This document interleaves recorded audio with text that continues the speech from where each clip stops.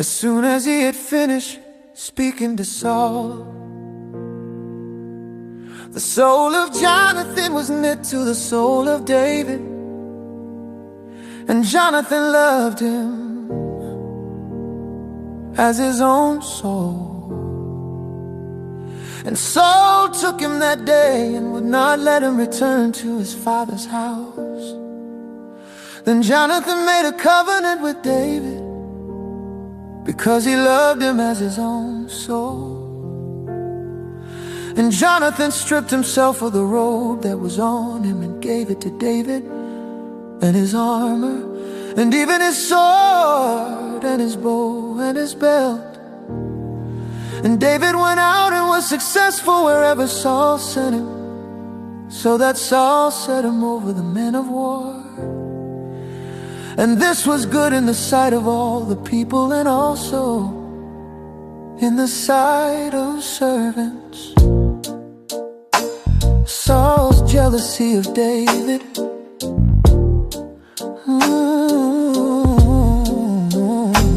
as they were coming home, when David returned from striking down the Philistine, the women came out of all the cities of Israel, singing and dancing to meet King Saul with tambourines, with songs of joy and with musical instruments.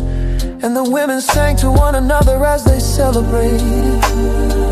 Saul has struck down his thousands, and David his 10,000s. And Saul was very angry, and this saying displeased him. He said, they have ascribed to David 10,000s, and to me they have ascribed thousands. And what more can he have but the kingdom?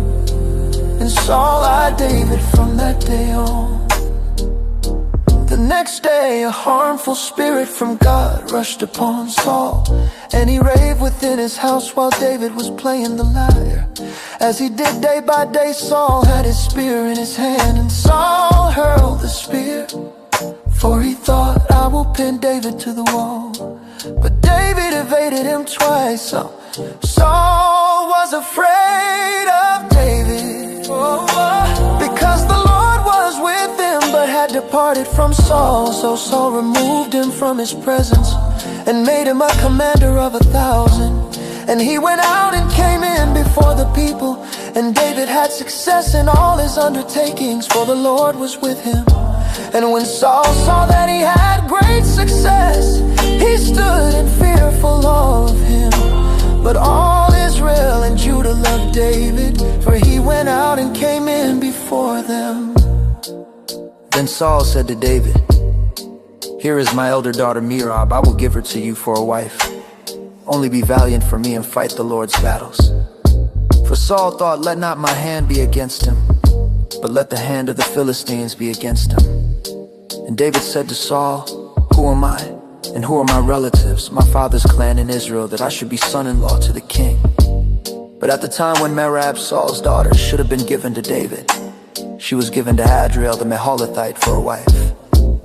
Now Saul's daughter much loved David, and they told Saul. And the thing pleased him. Saul thought, let me give her to him, that she may be a snare for him, and that the hand of the Philistines may be against him. Therefore Saul said to David a second time, you shall now be my son-in-law. And Saul commanded his servants, speak to David in private and say, behold, the king has delight in you, and all his servants love you. Now then become the king's son-in-law. And Saul's servant spoke those words in the ears of David. And David said, does it seem to you a little thing to become the king's son-in-law, since I am a poor man and have no reputation? And the servants of Saul told him thus, and so did David speak. And Saul said, thus shall you say to David, the king desires no bride price except 100 foreskins of the Philistines, that he may be avenged of the king's enemies. Now Saul thought to make David fall by the hand of the Philistines, and when his servants told David these words, it pleased David well to be the king's son-in-law. Before the time had expired, David arose and went, along with his men, and killed 200 of the Philistines. And David brought their foreskins, which were given in full number to the king, that he might become the king's son-in-law. And Saul gave him his daughter Michal for a wife.